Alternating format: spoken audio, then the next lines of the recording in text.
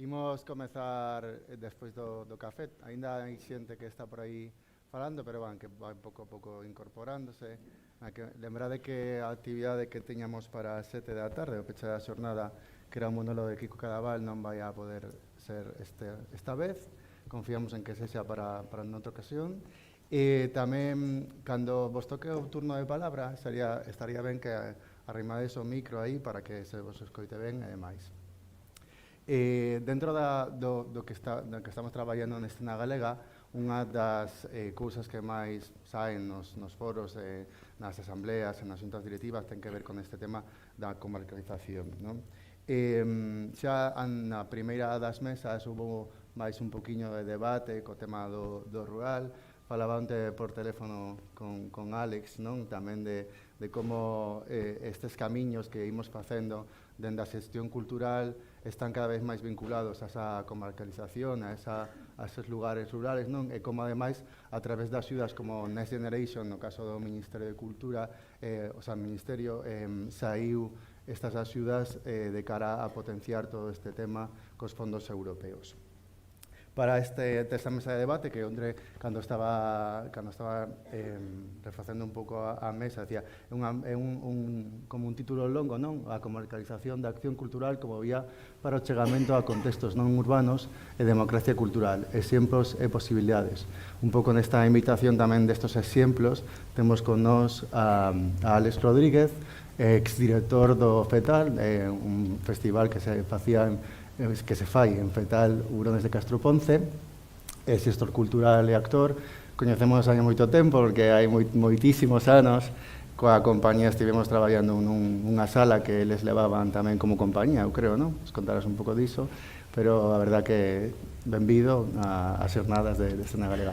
Temos a Fran Núñez, que é coordinación do Departamento de Produción Teatral da GADIC e director do Centro Dramático Galego. Imos facer dúas presentacións, máis ou menos entre 10-12 minutos, vale? A idea un pouco é que eu non fale casi nada máis, e xa empecemos un turno de presentacións e despois de debate, de encontro tamén, ademais que vexo moitos axentes culturais dentro do que é o público que poden aportar moitísimo aquí ás mesas. Comezamos con Alex, vale? Moitas gracias. Gracias Gustavo, gracias Fran por acompañarme aquí, gracias a todas por venir, gracias a Escena Galega, esos 20 años, el equipo, las personas que estáis acá, sois numerosas, sois muchas compañías, yo vengo de lo creativo, desde el 96 también estuve como miembro de la compañía Alquimia 130 de calle en Artesa, luego salimos, luego, bueno, sus viajes, ¿no?, que tienen estas asociaciones profesionales. Resido en Palencia, desde Palencia, vengo desde la meseta, vengo desde un conocimiento desde la región.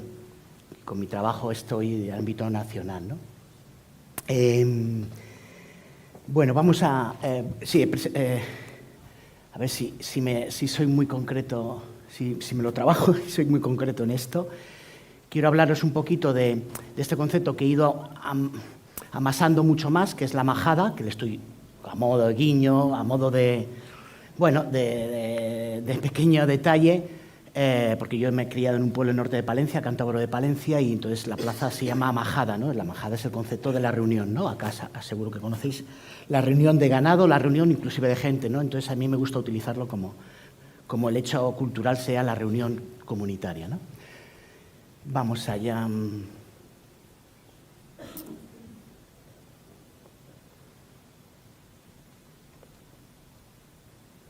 Audio.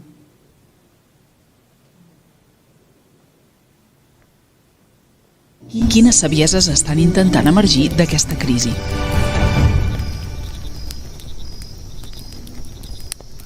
Para mí yo creo que ese es el éxito precisamente del sistema, del modelo de desarrollo económico que tenemos, ¿no? El habernos hecho dependientes de todo, y no disponemos de lo básico si no lo pagamos con dinero. Y para mí el éxito del sistema también fue el hacer desaparecer al campesinado, que no lo ha conseguido, porque todavía el mundo tiene rostro campesino gracias a los dioses y a la naturaleza.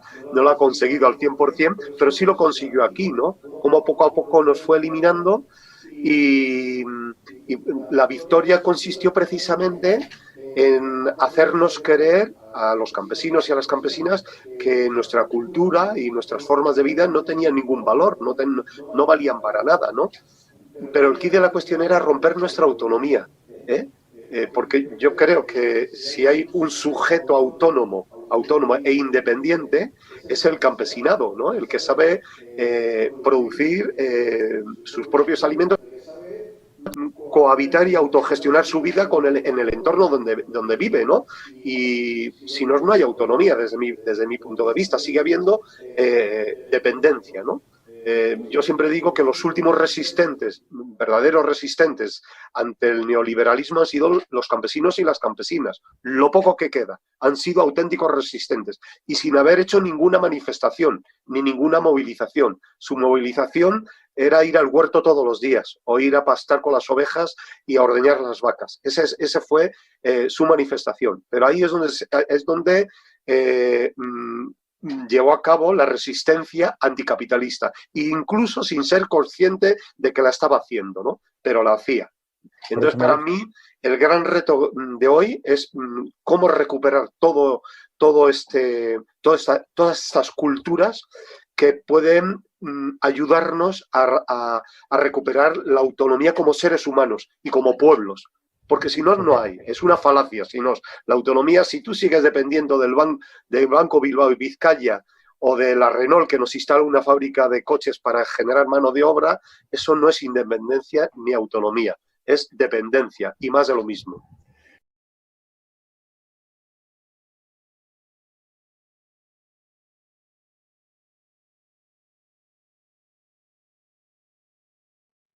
Más bien conocido por el MST, Movimiento Sin Tierra desde Brasil, pero bueno. Él está en Amayuelas de Abajo, un pueblo al lado de Palencia. Yo estoy acá, tengo una crianza rural, trabajo desde Palencia, es bastante rural, es una ciudad vaciada también. Yo abro ya el concepto de lo vaciado en medio rural a determinadas ciudades. En Castilla se da un vaciado. En estos momentos ya no hay oficina de consumidor en Palencia, no hay Zara. Detalle, no hay Zara desde hace 5 años, o sea, ya hay un vaciado en determinadas ciudades, ¿vale? Entonces esto ya no es si es vaciado, no sé, vaciado yo lo entiendo así porque es un sustantivo, hay una intención política desde hace muchos años. Él lo defiende, ¿no? Él como ganadero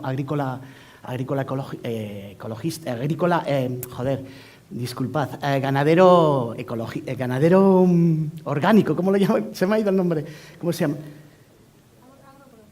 Bueno, agroecológico. Fundamentalmente pollos y ovejas de pasto sin tratar.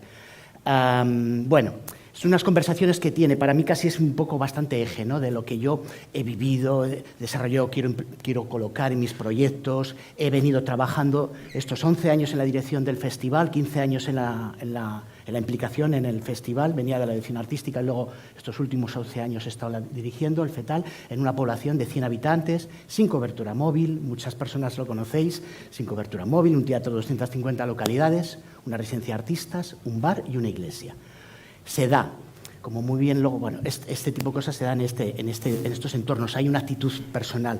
Él me habla, él me ayuda, Jeromo me ayuda, pues a dos conceptos que voy a sacar, ¿no? Un poco la autogestión, que para mí es muy similar. Yo he tenido 17 años una compañía de calle, que no teníamos, trabajamos con lo que ahora llaman coworking, no, con lo que llaman, bueno, la financiación solidaria. Antes era un concepto que se trabajaba desde fundamentalmente País Vasco y Cataluña, financiación solidaria. Ahora es crowdfunding, entonces lo llamábamos financiación solidaria. No teníamos enganches económicos grandes que nos dio una libertad, te da una libertad, también la libertad se paga, ¿no? Entonces, bueno, en la autogestión que él habla, el saberse estar en ese territorio, en ese terreno, el asumir lo que soy, también me lleva a un militarismo, perdón por el micro, también me lleva a un militarismo cultural, ¿no? Yo hace un tiempecito fue en el 11, estuve escuchando a Gerard Mortier, que además me surtió curioso, el antiguo director artístico del Real, que en unas jornadas que Fernando Pérez ahí en la UPV montó, y digo, ¿pero qué mandas aquí a Gerard Mortier? ¿Qué me tiene que decir? Dice, tú escúchale, ¿no? Entonces me estuvo hablando, recomiendo los libros de señor, ya murió de cáncer, cuando ya dejó la dirección artística del Real, hablaba de militarismo cultural, ¿no? de un planteamiento de cómo tener una mirada. Hay un margen brutal, ¿no? En el militarismo puede tener esa palabra puede agarrarse a priori con mucha violencia por todo el referente que tenemos. El caso es que se hace en el lenguaje, se hace con el territorio, se hace con las personas, se hace con una actitud propia de una misma. Para mí es militarismo cultural todo ello, ¿no? Bueno, acaso muestro un poquito, os voy mostrando unas fotos del espacio, del festival, de la zona, como territorio. Para mí, como he dicho, pues también como vengo del rito, de lo común, de la comunidad, de una sociedad cooperativa, que era mi compañía, es cierto que lo vuelco bastante, esto es una antigua panera del pueblo, lo vuelco en este territorio, ¿no? Entonces, de mis primeros años, pues bueno, se centra el trabajo en este espacio que rápidamente, por tocar un poquito la historia, un poquito la comarcalización, pero rápidamente me doy cuenta que la población es muy mayor, es envejecida. No tengo una cobertura o sea, no me preocupaba el número de personas que iban a ver los hechos artísticos. Sí me quería ocupar de ello, ¿no? De pueblos de cerca, de cómo poder facilitarles este conocimiento o esta gestión de un dinero público. Este festival es completamente público.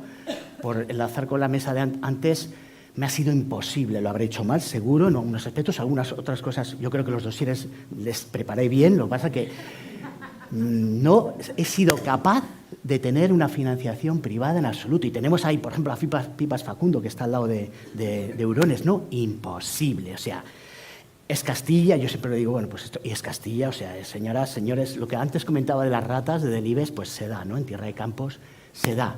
Lo mío, no me toques, no lo muevas, déjalo estar. Se trabaja con esa energía, con la población, se trabaja con eso. Sí es cierto que hay una identidad brutal, pero eso yo creo que lo considero en cualquier espacio, ¿no? O sea, en el sentido de que cuando... Primero hay que dar. Yo tengo una historia, también me la ha hecho ver mi terapeuta de hace muchos años, es decir, si das, recibes. Bueno, Jorge Drexler también lo dice, ¿no? Cada uno da lo que recibe y recibe lo que da, ¿no? Entonces, si das, lo vas a recibir, aunque sea con... Ayer por la noche hablaba públicos, ¿no? El público de País Vasco y tal. Aunque sea con la boca apretada, aunque sea con una actitud, ¿no? Se está dando. Estamos en una profesión generosa en el sentido, y también afortunada, ¿no? Tenemos un poder. Ahora de repente me coloco acá. Tú igual mañana, si eres creadora, te vas a colocar acá, a menos en una posición de poder. Pues aprovechémosla, colocámosla con generosidad, ¿no? Bueno. Son sitios, ¿no? Mira, estas son poblaciones de alrededor de Eurones. Esto es en Baldunquillo, un teatro privado, que siempre hemos estado programando ahí, de una antigua ermita mozárabe. Esto es en Medina Río Seco. Son poblaciones más grandes que Eurones, a las que he estado haciendo hasta el año pasado, ¿eh? Que bueno, que íbamos, ¿no? Como he hecho, también es muy característico en Eurones el haberla construido ese teatro, tener un espacio, tener un recurso. Me pasó una cosa muy curiosa, yo estaba ayudándole al alcalde creador de este festival, entonces él dice, voy a poner un teatro, voy a montar un teatro, y se hacían naves en las calles, en las paneras, digo, pero deja de teatro, ¿no? Yo que sí, estaba ahí con la historia, que siga siendo en las calles, que siga estando abierto, y a mí me demostró una cosa, ¿no? Que la gente... Ha sido muy positivo el crear esa estructura, porque la gente se identificó con un recurso, con un edificio, ¿no? Lo mismo que estaban identificados años y años con la iglesia, Santo Domingo, que es su pueblo, también se empezaron a identificar con el teatro. Entonces también ahí me dijo mucho, ¿no? A mí eso, dice, pues bueno, pues hay que darles esa oportunidad de identificarse además con un edificio que se dedica o que está en manos de la... Esto es también en el pueblo, en Villalón. Esto es en las antiguas escuelas. El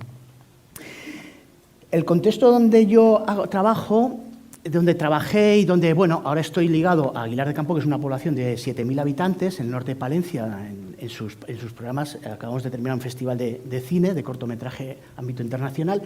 Y, bueno, siempre en entorno rural, lo que siempre tengo es una mirada de cómo voy a estar yo denominando las cosas, nombrándolas y dominándolas. Con el concepto, lo quiero decir esto de dominio con toda honestidad, ¿no? Con equívocos y con aciertos. Eso es porque de repente te colocas un poquito en referente, aunque sea para una persona, aunque sea para... En Aguilar pues han sido pues pues cada sesión eran 300 personas de ciclos, 200 gigantes. Bueno, me da igual, que sea una o no. ¿Cómo te pones con el dominio de haber llegado a eso, haber gestionado, haberlo colocado y cómo lo denominas, cómo lo llamas? Y eso me hace estar bastante hacia afuera. Antes también, escuchando las mesas, yo tengo formación de filosofía y en la antropología se habla del aspecto emi y del aspecto ético, ¿no? Entonces, ¿dónde te colocas tú como referente, como observadora, para hablar de una cosa, ¿no? Un aspecto emi y ético? Hay que tener mucho talante, mucha actitud, con mucha ética. No voy a tocar el aspecto moral, pero con mucha ética, ¿no? A la hora de decir cómo entras tú en un territorio y vas a decir, no, hay que hacer esto y tal, no sé qué, lo de las danzas, no, lo pasamos a los lunes, porque vamos a ver cómo... Entonces, ¿y cómo lo denominas, no? Gustavo Bueno, en su momento, como filósofo, no quiero entrar en ámbito, su línea política materialista, pero Gustavo Bueno hablaba de que tuvo muchísima polémica cuando los conflictos de ETA, ¿no? Cuando se hablaba, ¿no? Cuando todavía estaba en activo la banda terrorista, él pedía políticamente que los negociadores, inclusive a personas políticas, que aprendiesen euskera, ¿no? Bueno, esto es en la ética discursiva, que aprendiesen euskera para poder interlocutar con ellos. ¿Cómo hablas y cómo vas hacia ellos? Yo también esto lo tengo siempre a la hora de cómo me pongo ya inclusive con el dossier para pedir dinero a los espumosos o para colocar o para tirar adelante un nuevo festival, ¿no? Decir, que ¿cómo denomino las cosas? Pero yo sé este lenguaje, ¿no? Hoy he hecho un pequeño guiño, he hecho un post en gallego, ¿no? Pero bueno, pero joder, esa mirada, vuelvo a decir la intervención que he hecho, esa mirada me hace cambiar el objetivo. Me hace cambiar bastante el objetivo.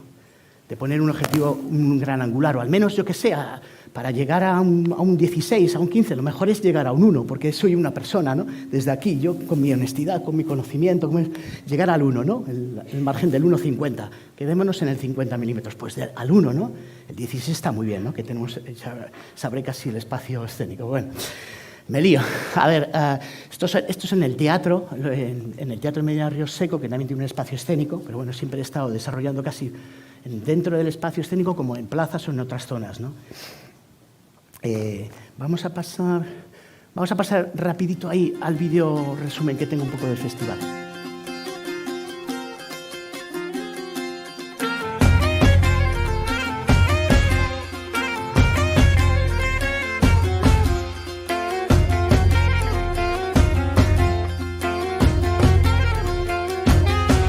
Y una estrella me dijo que la siguiera.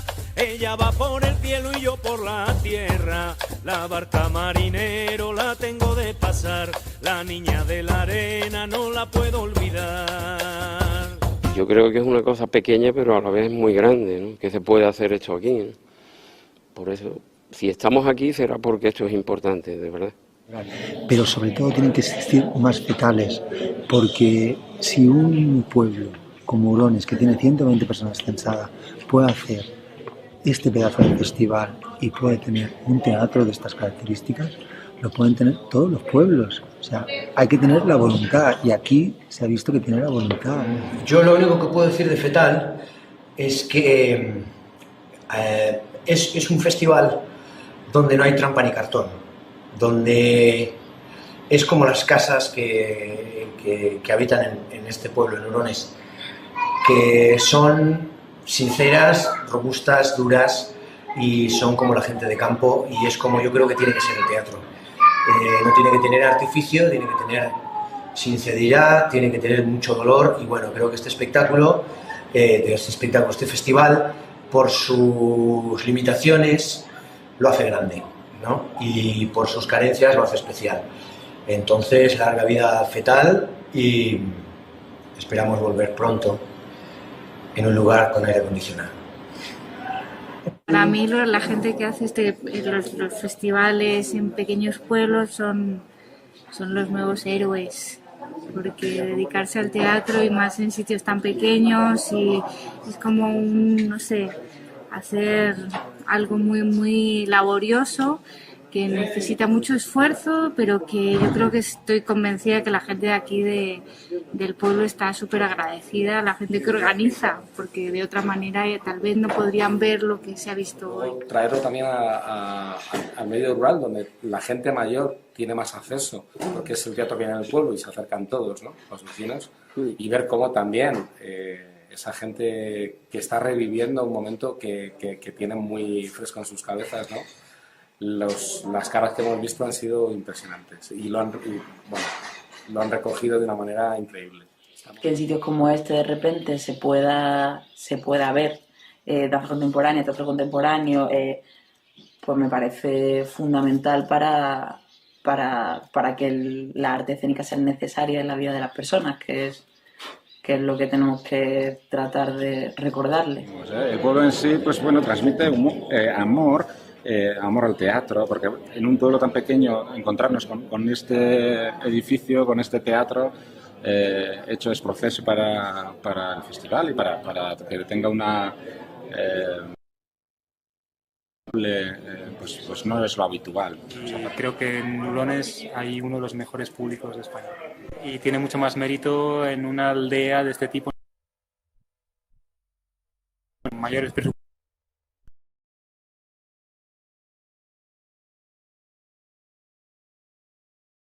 De entorno, creo que eso tiene un plus. Sois que tendríais que ser algo, no sé, como un patrimonio inmemorial, inmaterial, esto. Un patrimonio inmaterial de la cultura de la humanidad. Muchas felicidades al festival, larga vida, ánimo, y que se anime toda la gente de los alrededores y los de más allá de los alrededores a visitar el festival, a visitar este espacio. Estamos encantados de haber venido al FETAL. Habíamos oído hablar de FETAL y teníamos muchas ganas de venir. La verdad es que la función ha ido estupenda y el público, sobre todo, el público nos ha parecido espectacular. Ideal de la muerte. Nos lo hemos pasado bomba y el coloquio ha sido enriquecedor. También. ¡Viva FETAL! Color de tus cascadas, tus rompientes y tus olas, por los días de los días, tus rompientes y tus olas, por los días de los días, por los días de los días, en la tierra del matar.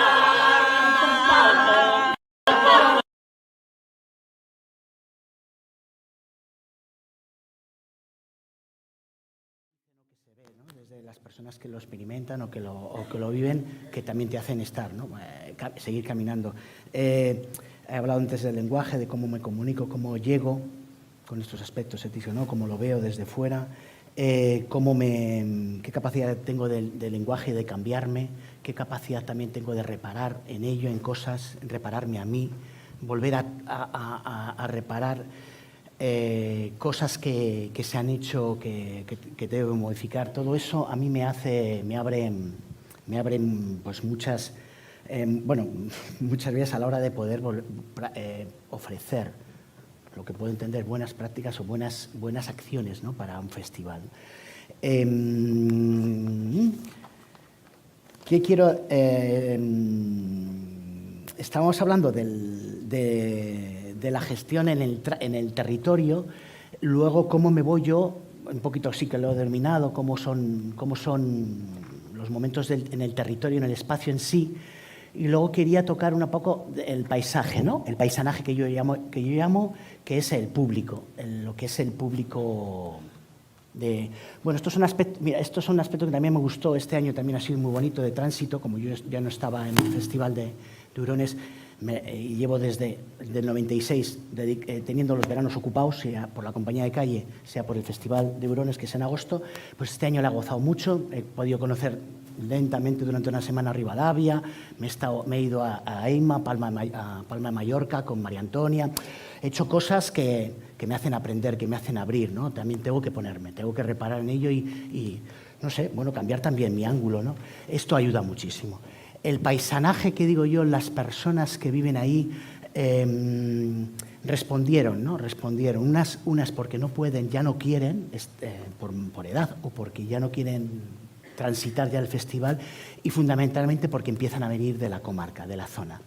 Bueno, es una llamada, yo creo que es sencillo, no me invento nada. El hecho de ir y hablar, de entregarme, ir a hablar con las poblaciones, los ayuntamientos de al lado, para poder abrir vías de trabajo.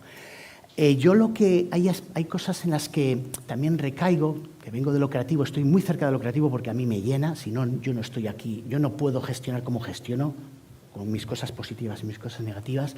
El caso es que en el ámbito creativo, lo comparto con muchas personas creadoras, se debe de ser, en la medida de lo posible, muchísimo más, romperse más, reparar. Cuando digo la palabra reparar, Idoia Zabaleta me ayuda mucho, Idoia tiene el centro en Álava, me ayuda mucho cuando habla de este concepto, ¿no? de rebuscar, de recolocar otra vez, de volver a parar, de pararse y darse cuenta. O sea, todo este concepto del reparar me ayuda también mucho, ¿no? Y también hacia las compañías, ¿qué quieres mostrar? ¿Qué muestras? Para un poco, ¿no? Quizás de la producción, en la medida de lo posible. Esto es una visión que tengo desde fuera. Para en el sentido de decir, es que sí. O bueno, ya la locura de las Next Generation, hostias, aquí voy a comprar unos cuantos LEDs y no sé cuánta leche, entonces voy a irme para allá. Digo, bueno, para un poco. ¿Qué realmente quieres? ¿Qué puedes mostrar? Si en lo orgánico... También yo soy muy apasionado de la danza y como la danza es vida y es organismo y es organicidad, entonces... Si el cuerpo está casi todo, entonces para un poco, tú eres profesional, trabajas con la emoción, ¿qué puedes hacer? No quiero decir que sean monólogos, que sea un texto, no estoy hablando de eso, estoy hablando de qué puedo mostrar en qué espacios. Los pueblos, el medio, las comarcas te dan la oportunidad de descubrir que no es todo escenografía, 4 varas electrificadas, todo montaje, tal, no es todo así, ¿no? Entonces, bueno, eso también a mí me ayuda, ¿no? A la hora de acudir hacia los... Termino ya un pispás, termino con mi amigo Jeromo, que me encanta. Entonces, bueno, aquí tiene un lapsus, pero bueno, está confirmado con él, pero bueno, si luego ya os paso el teléfono, no, es un lapsus que él habla de un poquito, de recoger un poquito todo este momento, todo esto, desde su profesión, que también está muy ligada a la agricultura, está muy ligada a la cultura y a la recolección para el día de hoy. Yo a lo de la sobriedad, que estoy totalmente de acuerdo con él, está unido, está en relación, es uno de los valores de la cultura campesina, ¿no? Vivir con poco, con lo necesario, ¿no? Yo siempre le uno lo de las 4 Cs. El ser humano, yo creo que no necesita... Creo que puede prescindir del 99% de los objetos de consumo que nos ofrece la sociedad actual, ¿no? Lo de las 4 C son, necesitamos comida, cobijo y cariño. Son 3 Cs, comida, cobijo y cariño.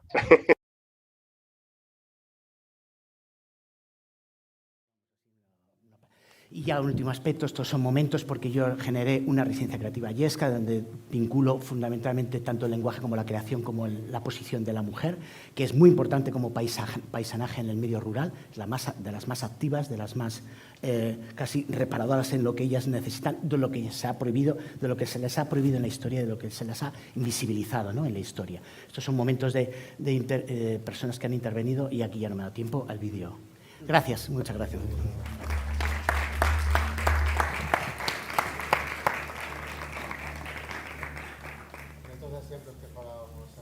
Tamén está o caso que vai comentar Fran e un pouco...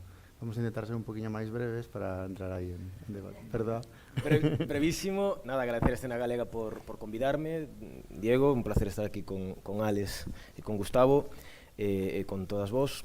Este é un proxecto de xerar estruturas comarcais que parte dunha visita inicial por 70 concellos, un por un, e falando coa xente e chegando a algo que resulta obvio, pero que caemos normalmente nese mesmo erro que, por un lado, pensar que non hai cousas alá onde imos, que un páramo todo, e non o é, pasan cousas en todos lados, E segundo, que a mesma receita non sirve para dous sitios. Entón aquí ligamos con Ales e con Terra de Campos, que é o territorio onde facían o festival. Eu tive a sorte de traballar ali tamén en Medina de Río Seco, con xente de Valdunquillo, co home que fixo ademais ese teatro na ermita. E ali, traballando coa comunidade e ca xente, descubres que a receita non sirve. Estás tomando un viño pola noite no bar e empeza a chover. E de repente a xente sae do bar correndo polo tractor para ir po campo. E digo, onde vades? Que vai quedar enlamado. Piriquí. Ali non. Aquí sí. A mesma receita non serve para os dous lugares. Isto é algo que parece obvio, pero tendemos a adaptar receitas dun concello para outro, dun territorio para outro, dun país para outro. E penso que cada territorio hai que escoitar como funciona, que se necesita e como se adaptan as cousas, e disto parte aquí a cousa. A lógica sería, unha vez que neste país conseguimos unha serie de estruturas máis ou menos asentadas que foron fundamentais para a profesionalización do sector, como foi ter uns festivais que foron o primeiro dos primeiros focos e o primeiro pulo para crear unha profesionalización, un centro dramático galego, unha rede galega de teatros e auditorios, unha rede galega de salas, unha escola superior de arte dramática. O seguinte paso podría ser de que xeito se xeran estruturas que den servizo a un territorio. Que a lógica non sexa tanto o edificio, que é importante ter teatro, ter o edificio. Novamente, volvendo a Terra de Campos, así fiamos unha ca outra. En Medina de Río Seco teñen un teatro precioso, pero o que fixemos foi tomar as igrexas. Teñen unhas igrexas gigantes nas que caben 500 persoas. E si tivemos sorte de que axudar a empresa privada, e como non tiñamos pa grada, pois unha empresa de construción montou unha grada e a empresa de automoción puxo pasta para determinadas cousas. Pero, de repente, ali non había unha infraestructura que meter a 500 personas e tomamos as igrexas, que son espazos que están aí e que tamén se poden facer cousas. A clave é de que forma en Galicia xa hai unha rede, xa hai unhas cidades, unhas vilas dun tamaño maior que aglutinan posiblemente o 50% da poboación do territorio, pero hai outro 50% da poboación do territorio que están noutras vilas con outras escalas, outros tamaños, con necesidades e potencialidades diferentes. De que xeito, entón, podemos xerar estruturas que den servizo a esa poboación? Isto é moi importante, porque o foco ten que estar na poboación, non en quen fai que. Iso é unha consecuencia. E isto é clave no proceso. A clave está en de que xeito podemos proveer de cultura e de calidade a esa xente. Non implica que todo vaya ligado ao teatro amador e ao teatro comunitario, pero si é unha base, digamos, a comunidade é unha base, porque cando foi hai 20 anos, cando foi do Prestige, había uns cartéis maravillosos que había pegados polas rúas que dicía algo así como evadiuse o Estado e xurdiu a nación. Hai unha porcentaxe do territorio galego na que os concellos son pequenos, non teñen persoal, é máis complicada a xestión, porque non hai nadie de cultura, non hai, digamos, xente ao frente. Entón, a clave é de que xeito se poden xerar esas estruturas que, igual que se mancomunou en algún momento os servizos da auga, da recollida de residuos, se poida mancomunar un servizo de artes escénicas, un servizo cultural. Entón, a clave sería, ou a proposta na que se traballaba era facer unha experiencia piloto por cada unha das provincias nun traballo en diferentes niveis entre a Xunta, as provincias e os concellos. E despois, unha estrutura que aí en cada sitio teria que ser totalmente diferente e respondendo ás necesidades de compañía residente, de equipo de creación, que sexa non tanto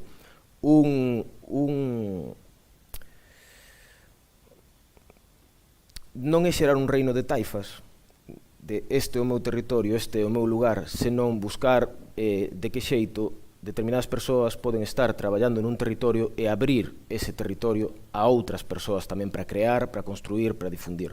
E iso tamén é moi importante. Quen este ao frente ou se montan estas estruturas o que está ao frente, realmente un dos grandes traballos é abrir un territorio para poder acoller residencias, para poder acoller outras programacións, outras creacións, outros traballos. E, polo tanto, non é tanto ter un teatro para ti, para crear, senón abrir un espazo para construir. Entón, estas residencias comarcais pivotarían por volta de centros de investigación, de compañías, das asociacións, dos centros de ensino, dos concellos, das diputacións da Xunta, dos grupos de desenvolvemento rural, porque xa hai estruturas que funcionan así, ou das mancomunidades, aproveitar o tecido que xa existe para construir. E cando falamos de rural, sí é importante matizar que rural non ten por que estar ligado a atraso, precariedade e falta de medios. O rural e rural tamén non existe, o sea, son zonas moitas veces de baixa densidade, etcétera, etcétera, pero son áreas, dependendo da zona de Galicia, moi tecnoloxificadas, cunha formación altísima, porque isto xa non é turrar do arado a man. Un tractor vale máis que un Ferrari. Entón, é importante tamén ter ese matiz, porque parece que se vai dende Vigo e tal, e vas alí a dar algo. Iso pasa dentro de Vigo igualmente, os que non nacimos en Príncipe, no centro de Vigo, e nacimos en San Andrés de Comesaña, é o mesmo, vale? Por iso ten que ver coa escala na que te moves. Entón, dentro das cales serían os obxectivos destas estruturas? Apoio á creación escénica, dinamización social, promoción turística, desenvolvemento económico, posto en valor do patrimonio, fomento de innovación e fomento da oferta cultural no rural. E cales serían as liñas de acción? Habería traballos coa comunidade, é dicir, a propia estrutura que aí traballa pode, nalgún sitio, dar clases, pode, nalgún sitio, levar grupos amadores, pode xerar espectáculos comunitarios, pero ademais pode ser centro de creación, pode acoller outros creadores, poden crear espectáculos, pode ser espazos ligados á formación, á innovación, e poden ser tamén lugares de produción escénica que ti produces aí e xiras polo resto do territorio. A clave é que iso xa existe en moitos sitios. O mellor non con todas as patas combinadas, pero xa hai moita xente nestes momentos en Galicia facendo cousas, construindo cousas e traballando en escalas micro. A clave é de que forma nun territorio pode partirse dun mapeo e ver que xa hai cousas funcionando e que o mellor, con pequenas alianzas e estructurando iso, tes unha gran potencia. Non se trata de descubrir o Mediterráneo nin de inventar nada novo, xa está pasando. Está pasando estas pequenas alianzas e poñerlle nome. Na compañía privada na que estábamos había unha compañía amadora e nós nunha asociación de veciños. Nos repartíamos, ensayábamos, cando había que facer non sei que facíamos todo, o noso material se cedía, utilizaban eles, e de repente era unha cousa como precaria. E de repente, cando pensas, é unha forma de aproveitamento de recursos, de xestión comunitaria e de traballo conxunto. E pasta algunha incluso viña da comunidade de Montes. Porque hai unha porcentaxe moi grande do noso territorio que ten unha fórmula de xestión que só temos en Galicia e no norte de Portugal, que parece que vas a Europa e están descubrindo o Mediterráneo con moitísimas cousas. É unha fórmula de xestión que o monte en Mancomún que non é público, non pertence ao Estado, é privado, pero non é de ninguén, é de todos. E ademais é inalienable, é dicir, non se pode vender, pode permutarse. É dicir, nós temos unha fórmula de xestión máis avanzada que ningún lugar de Europa. Porque outro día, falando con xente de Holanda e de Alemania, cando lle contei isto, flipaban, ¡buah, que nós estamos intentando facer só alá! Pois xa existe aquí, no fin do mundo, en Galicia. Parece que somos uns atrasados a veces, e non o somos. Temos cousas que compartir, que facer e que construir. Entón, nesa mesma lógica de creación dende a comunidade e de traballo compartido, creo que poderían funcionar esas estruturas residentes. Entón, habría 4 liñas. Escena, educación. Pódense montar escolas municipais de artes escénicas, campañas escolares, actividades formativas. Escena e creación. Poderías ter unha compañía profesional, residencias artísticas e festivais. Escena e comunidade. Poderías ter grupos de teatro amador, espectáculos comunitarios de gran formato, encontros de teatro amador con todos os grupos que ti tes, escena aplicada, e aí é onde nós podemos abrirnos a moitas cousas, porque hai visitas teatralizadas, hai intervencións en patrimonio, hai audiodescripcións, hai maridaxes escénico-gastronómicas, pode ser escena e divulgación científica, o CSIC está abrindo grandes liñas de traballo nese sentido, por exemplo, abrirse a outra plástica abrirse, por exemplo, o campo dos videoxogos, somos moi útiles a hora de crear tramas. É un foco de cartos increíble, porque ti metes unha compañía de teatro a xerar contido e non temos parangón. Entón, todo isto, vivimos diso, de contar historias e de crear, que é o que lle falta moitas veces ás cousas. O que quero dicir é que, alén dos 3 piares, que sería educación, creación e comunidade, a escena aplicada como un elemento transversal é unha fonte, por un lado, de xerar alianzas e, por outro, de recursos moi importantes. E non se trataría, polo tanto, de ver como repartimos o pastel, senón como facemos un bolo maior, ou varios bolos, que iso é moi importante. Entón, neste sentido, que daría para cada un dos colectivos implicados?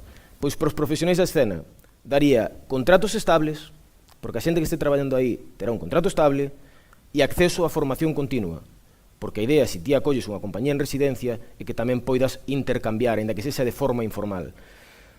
Que lle daría as compañías? Acceso a espacios de creación, tanto a compañía que está ali como as que acolle.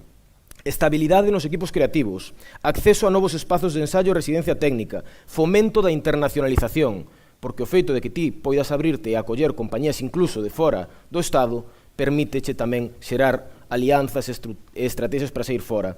E despois, ligado á comunidade, que non esquezamos que o foco principal e polo que facemos teatro e polo que o Estado paga para que se faga teatro, cousa que é unha obriga do Estado, acceso á oferta escénica moito maior, con produción propias, con intercambios, etc., acceso á formación impartida por profesionais, tanto a grupos amadores como escolares, e a posibilidade de participar en proxectos de creación, como poden ser espectáculos comunitarios. E isto sería, digamos así, ás bravas, a idea que rexiría o modelo, que sería unha pata máis do que xa existe, complementaria o que xa existe. Non se trata de quitar espazos da rede galega de teatros e auditorios, non se trata de onde hai un programador ou programadora reprogramarlle o espazo, trátase de territorios onde están pasando cousas, pero non hai esa estrutura, ver como xerar alianzas para que se desenvolva. Antes falábase da importancia de crear infraestructuras. Nestes momentos creo que sería importante aplicar unha especie de, isto é unha burrada que vou dicir, lamarquismo cultural, que é lamarquismo cultural que é a función desenvolve o medio. É dicir, e pechamos novamente co fetal Urones de Castro Ponce, a función, a necesidade, xerou un teatro, pero non hubo un teatro e despois se xerou a necesidade.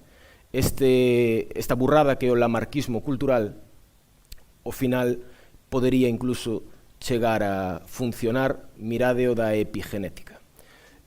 Moitas grazas. Temos 10 minutiños para algunha pregunta que querades facer. Non sei se queres comentar algunha cousa.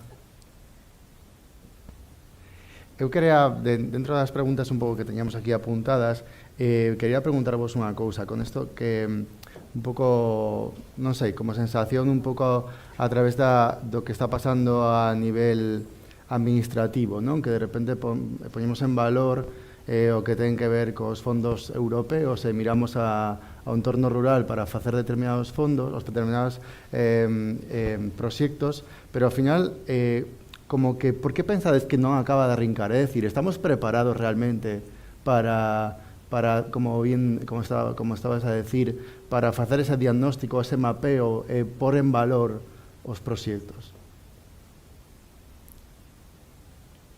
Pues, a ver si soy concreto, con los Next Generation, así que un poquito, pues sí, está activado, desde Castilla y León nos han convocado, aquí en Galicia se han convocado ha habido dos convocatorias. Si estamos preparadas o no, ese mapeo se hace muy conscientemente, políticamente. Vuelvo a apelar un poquito al guiño de esta mañana, ¿no? Siguen faltándonos en estos encuentros. No tanto que estén presentes las personas responsables políticas, pero que sí, que Lo que se dice es, sí, estamos trabajando, pero luego es que nos dicen que son así, son así.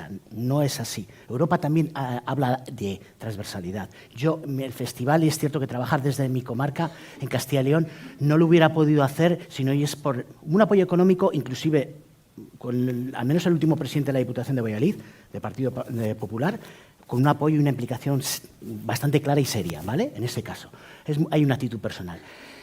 ¿Que está preparado? Si hay actitud, sí. Si hay actitud política, sí. Porque, por ejemplo, los Next Generation pueden conocer el mapeo y intencionadamente colocan 100 habitantes por kilómetro cuadrado. Esta zona, exceptuando el ayuntamiento, está fuera del territorio de cultura, de los Next Generation de Galicia, lo que es en el que estamos. Dicen, joder, si Carballo es grande. Pues colocan el máximo, no hay rédito político para ellas. En Castilla y León es flipante, yo no sé cómo vamos. Cuando saquen, eso es la normativa desde la Carta Transformada del Gobierno. Entonces, hay intención, como un poco decía Manolo Alcántara, ¿no? Hay actitud, si hay se puede hacer, acertado o poco a poco o renovar, si hay. Ligándolo un poquito con las cosas que ya me ha dicho Fran y tal, yo quiero también lanzar una historia y un poco lo que nos puede llevar al Next Generation y a los recursos y tal, y frente a este lamarquismo, muy bien, muy fino, Fran, empecemos a mirar también por la persona gestora, que también puede aportar muchísimo, ¿no? Todos estos planteamientos y todos estos deseos y objetivos, que son muy cercanos a los que estaba cogiendo a los apuntes. Hay una web interesante de comarcalización en Aragón, comarcalización.es, creo que se llama. Bueno, ellos, al menos teóricamente, yo no conozco muy bien, realmente está funcionando ello, ¿no? Pero bueno, comarcas.es, y describe los objetivos que tienen como gobierno aragonés, que está apoyando a las comarcas, que tienen muchísimas comarcas, casi todas ellas con webs, con centros, sí, con espacios y con actividades. Describen mucho, entre comillas, casi no nos inventamos nada, que describen elaboración, un mapa, cooperación entre las comunidades, coordinación y cooperación bibliotecaria, promoción, infraestructura, estamos un poco en lo mismo. Debemos empezar también a colocar personas que gerencien, que gestionen. Vamos a dar paso ahí a una pregunta. Gracias por... Qué fino eres, Gustavo, por cortarme. Que si no me voy de varetas. Sí. Se escoita? Ahora sí. Eu quería facer un pouco referencia a colación do que comentou Fran, e che vou a facer unha pregunta. Cando estabas falando un pouco desas accións, non, estratégicas, si realmente esas accións das que estás comentando serían un complemento do plan da Estrategia Cultural 2021 da Xunta de Galicia, na que existen esas 6 estrategias e a partir de aí unhos obxectivos determinados e unhas accións que en algún momento tamén un pouco desa transversalidade de levar o que sería a cultura aos medios rurais. Non sei se... Me imagino que coñeces. Claro, que isto ven... Todo ven de todo, e como decía Alex, está todo inventado, está reflexado en plans. O problema é que temos un gran problema para baixar a terra. Baixar a terra implica abrir e sair do día a día.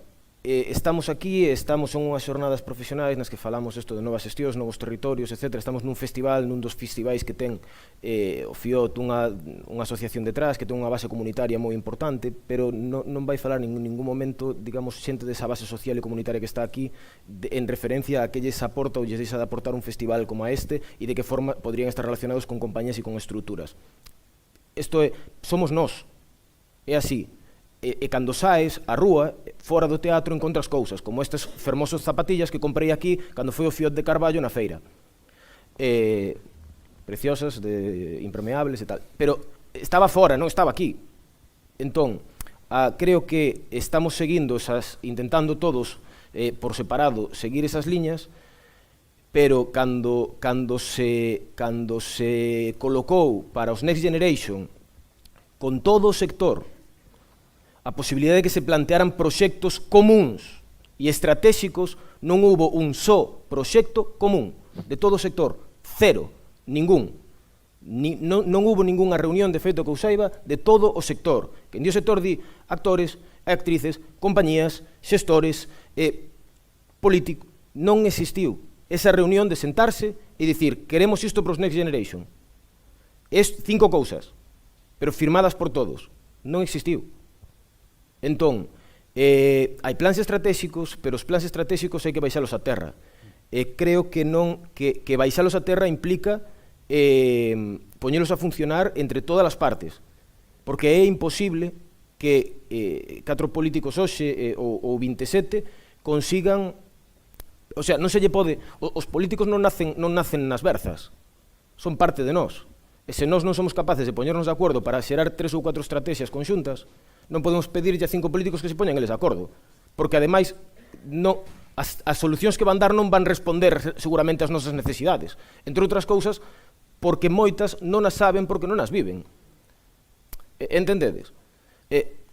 Eu sei o que pasa en determinados auditorios de Galicia porque tiven que descargar un camión onde hai unha cabina de teléfono na porta de carga e descarga. Entón tiven que coller e dar unha volta con todos os flycase e levantalos a man.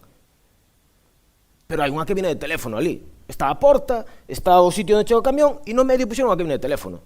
Ese é un exemplo dun concello que seguramente moitos coñecedes, pero a iso me refiero, que creo que é moi importante que nós, como sector, é iso un traballo que fai Escena Galega moi importante tamén, de aglutinar, de traballar, é un traballo que fai das asociacións de actores, pero creo que falta esa coordinación global tamén de sentar e que eses plans se concreten. Vou darlle paso a Carlos, que está por aquí. Podía, nada, fago así unha pequena reflexión e despois unha pregunta moi directa para Fran. Aquí en Galicia xa tivemos a experiencia de traballo cultural comarcalizado, non? Tivemos, ala foi. No Consorcio das Mariñas, a comarca da Coruña, os 9 concellos que en algún momento formaron o Consorcio das Mariñas, que naceu para a xestión do lixo e tamén para a xestión de programas sociais, nun momento determinado, desde o ámbito político, decidiron facer programación cultural comarcal. Funcionou moi ben, a verdade é que funcionou moi ben. Nese grupo de concellos, hai concellos desde 40 e pico mil habitantes ata de 5.000, non? Entón, pois, evidentemente, era un traballo consensuado no que se beneficiaban todos na súa medida e que funcionaba realmente ben, pero que se foi ao traste. Se foi ao traste por algo que pasa moitas veces. Habría que preguntar na primeira mañá. Se foi primeiro por tensións políticas, 9 concellos, moitas cores políticas aí dentro, e por tensións administrativas. A xestión, claro, onde houve un momento que o secretario interventón dese consorcio empezaron a mirar realmente como era a xestión dese diñeiro, pois non está estipulado tan claramente a xestión comarcal do diñeiro para a cultura. Para o lixo sí, para outros tipos de asuntos sí. Entón, quero dicir que a idea era bonita, funcionou, pero ala foi. Entón, e ora así un pouco a pregunta directa, xa un pouco en relación a isto, neste caso a Fran, como tedes contemplado a xestión económica dese tipo de programas? O sea, quen xestiona e esas tensións que se pode dar entre concellos, e non falo tensións entre concellos só de alcaldes, sino incluso administrativas. Non todos os secretarios ou interventores dos concellos teñen os mesmos criterios, baseándose todos na mesma lei. Entón, no que un sitio sí é válido, no concello do lado non. Entón, é unha cuestión tamén que quero dicir que me dá medo en certa medida a veces crear unha falsa esperanza, non? Eu non creo esperanza, eu son o sea, a mí sempre me achacaron de optimista. Agora non, veño en plan pesimista, o sea, non vos confundades. Veño totalmente pesimista, non é a parte, perdón, Carlos, non. Agora, isto é unha cuestión de escala, de masa. É certo que o que vale en intervención non é só cunha interventora diferente, o sea, o que vale en xuño, mellor non vale en setiembre. Iso é complicado a veces. Pero a cuestión é unha cuestión de masa e de escala. Se ti tes metida a Xunta, a Diputacións, a Concellos, tes envolta a comunidade local e tes envolto a todo o sector, o nivel de presión se cae unha das patas é moi gordo. Por iso falamos de corresponsabilidade. Porque se de repente hai un cambio de goberno e se larga, por exemplo, a Xunta, vai haber presión dun bloque moi grande. Se se larga un concello, o resto de concellos da comunidade vai reclamar, vai apoiar. Por iso é importante xerar alianzas. Porque a clave diso é que cando morras, alguén pregunte por ti. Se non tes aliados e alianzas, o día que desaparezas, ninguén pregunta por ti. Entón, nós, polo menos no Centro Dramático, dentro da nosa pequena escala, estamos intentando facelo por iso, traballamos ahora coa ESC, temos un acordo co CSIC, temos outro acordo co Museo do Pobo, temos con non sei que, con moita xente. Por se un día, de repente, morremos, que alguén pregunte por nós. E iso é moi importante. Entón, por que creo que podería funcionar este sistema de comarcalización así, pero que non pode ser dende a verticalidade?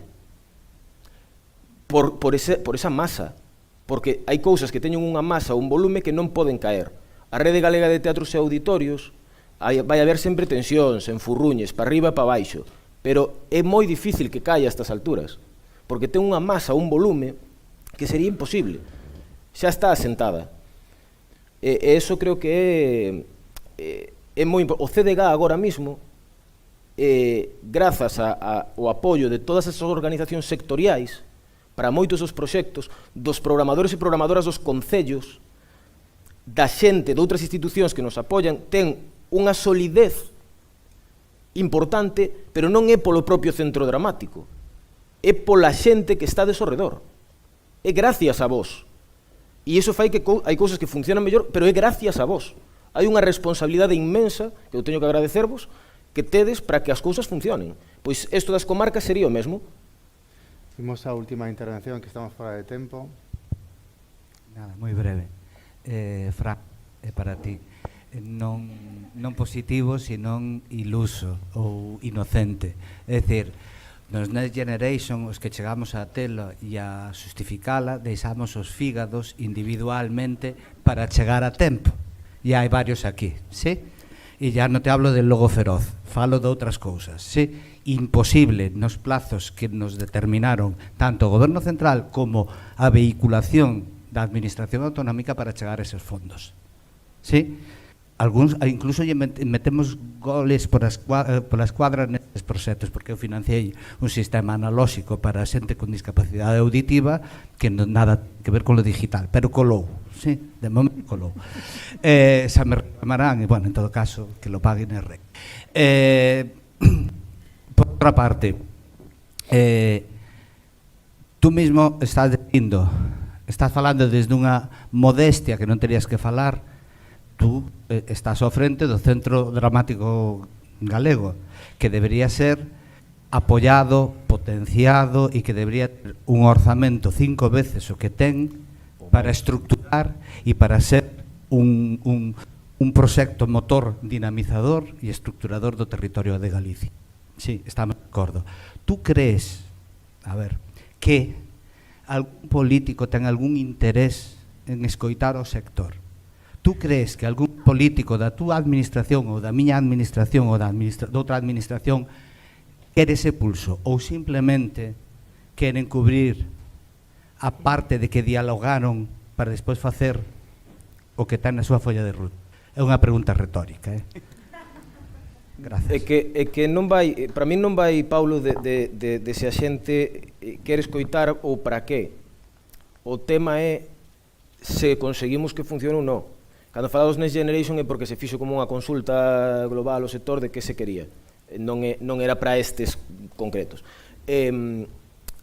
Certamente, pero certamente hai un paso intermedio que falta, que é ver, despois, o orzamento do CDG, estou totalmente de acordo en que poderíamos telo 5 veces maior.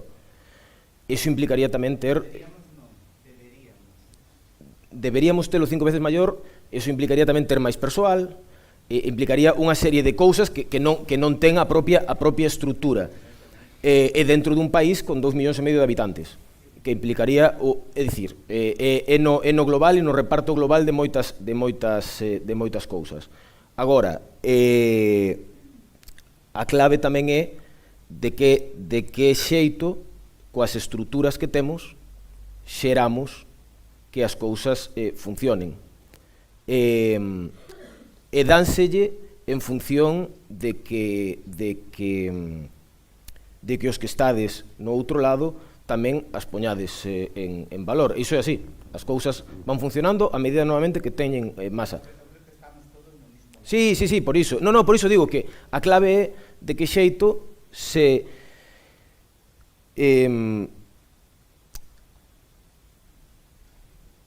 xera esa comunicación dentro do propio sector, porque a veces parece que hai actores versus compañía, actrices versus compañías, programadores versus compañías, o CDG versus todos, Gran angular. Entón, claro, que pasa? Que despois é políticos versus CDG e despois ou administración, xestión pura e dura versus todos.